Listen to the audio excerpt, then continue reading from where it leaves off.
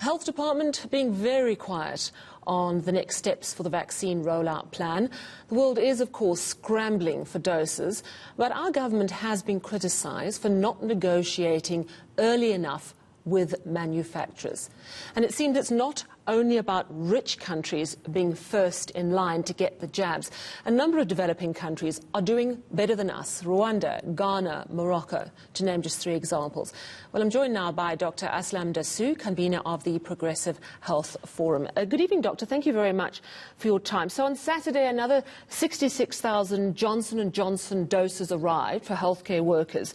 So if we're lucky, in the next 10 days or so, we might get to maybe close to 250,000 people vaccinated. That is a far cry from the 1 million jabs target by the end of March. Is it fair to blame government for missing that mark, bearing in mind that the whole world is scrambling for vaccines?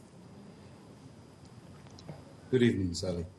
It's a fraught question, actually.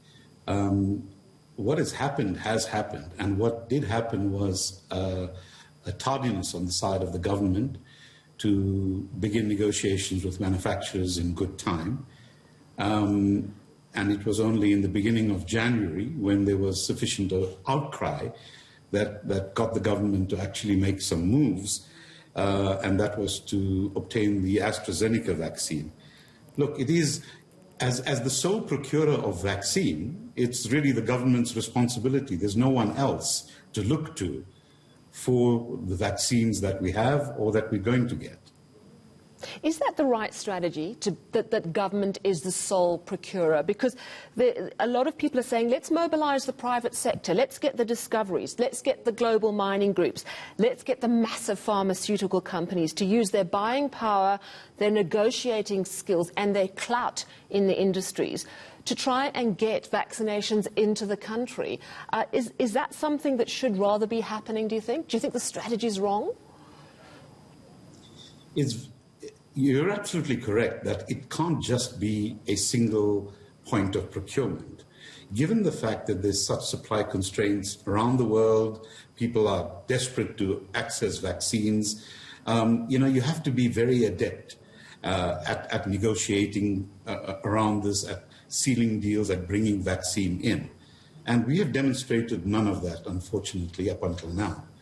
Even the J&J vaccine rollout that's occurring was fortuitous, because when the AstraZeneca vaccine arrived, we learned that the results showed that it was not as efficacious as was expected because of the variant. And we were just very fortunate to be able to ask the scientists doing the J&J trial here if they could access vaccine. And that's how we've got this 500,000 batch that's come in to replace the AstraZeneca batch, which was put on a pause. Now, this 500,000 vaccines are going to run out. We have no idea how much vaccine is coming in, when it's coming, what type of vaccine is coming. And so there's a great deal of uncertainty at the moment. And this is happening just as we're beginning to see a quickening of cases, perhaps leading to the start of the third wave. So we're in a dire situation as far as that is concerned. Because the government is the only procurer, others could have been brought into play to see if they could. It's very unlikely, though, that other parties would be able to access much vaccine right now, given the supply constraints. But it's certainly a strategy that we should adopt into the future. This is going to last for a while. This is not going to finish by this year. So the more hands on deck we have to acquire vaccine, the better. It's interesting, BioVac, and of course this is only going to be a couple of years down the line, but they are gearing up so they can manufacture a specific kind of vaccine that we'll be able to use, which will hopefully inoculate us against future pandemics. Also, the news last week is that Aspen has a contract to manufacture the Johnson & Johnson vaccine in Port Elizabeth. Still not quite sure whether that's simply to bottle and distribute distribute or manufacture from scratch. But nevertheless, it raises a very difficult point, and it's something we're seeing happening in the EU, between the EU and the UK. If the Johnson & Johnson vaccine is being produced or part produced here in South Africa, in Port Elizabeth, in the next 3 months, why then are vast quantities going to be exported to Europe and to the USA? It just feels wrong, and a lot of people are saying it is not right. And it highlights that Africa is at the end of the queue. What are your views on that sort of approach? All right, so let's take the BioVac issue first. BioVac has struck a deal with a vaccine manufacturer, an innovative vaccine manufacturer in the US. How long this will take to bed down and for BioVac to actually be a viable manufacturer is anyone's guess, but it's not going to happen in the short or the medium term. As far as Aspen is concerned, Aspen is one of several manufacturers worldwide that was contracted by J&J to basically do what is known as fill and finish. So that's the contract. It is to fill the vials and finish them off with the syringes and the ampoules, etc., and then to dispatch it to Johnson & Johnson for its global sales. So it's a very simple, straightforward arrangement. I think the kerfuffle happening in the EU is related to the fact that AstraZeneca, which is produced by some manufacturers in the EU, was to have provided far more vaccine than is currently available to the EU, which has created a problem for the EU's export market of that vaccine. And they're holding it back, meaning third countries are also not going to get the vaccine. Now, all of this tells us that this is a very difficult situation globally. And it actually underlines why we should have started this process much sooner. The fact of the matter is that we only have 500,000 doses of the J&J vaccine. We are told there's more coming soon, but only the government knows when that will be.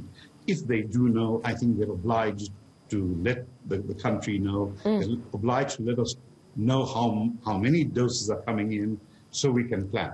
I think they're also obliged not to be the only procurer of vaccine, given the fact that we're already late, that there's so much demand worldwide, that we need to use the best avenues we have.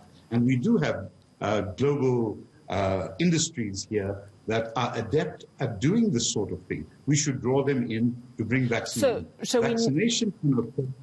So we need all hands on deck. I have to ask you about AstraZeneca. Over the weekend, we know that there are 1 million doses being stored at BioVac. Over the weekend, we get the news that finally we've sold them on. And today, the news coming out of the USA is 100% effective against death from COVID-19.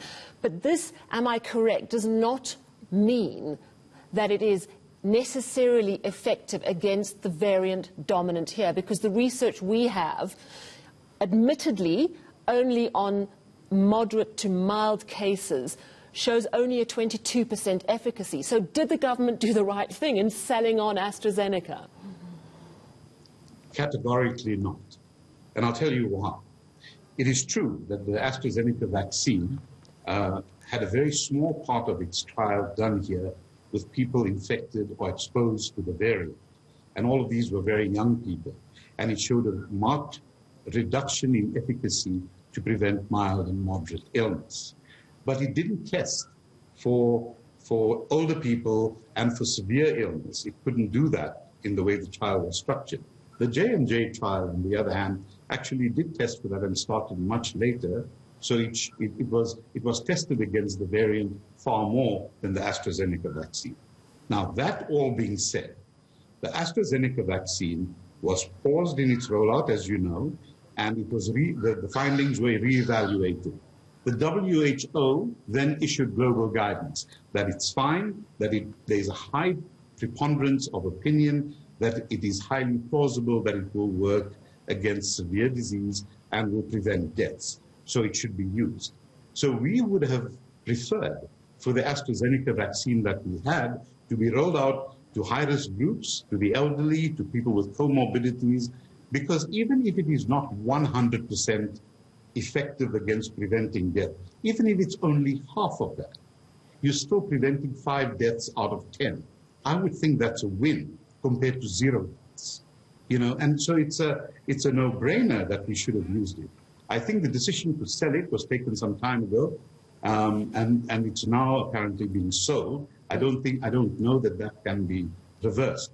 But that leaves us with no vaccine at all at the start of a third wave, where we're going to potentially see lots of severe disease, lots of death. Thousands of deaths could have been avoided.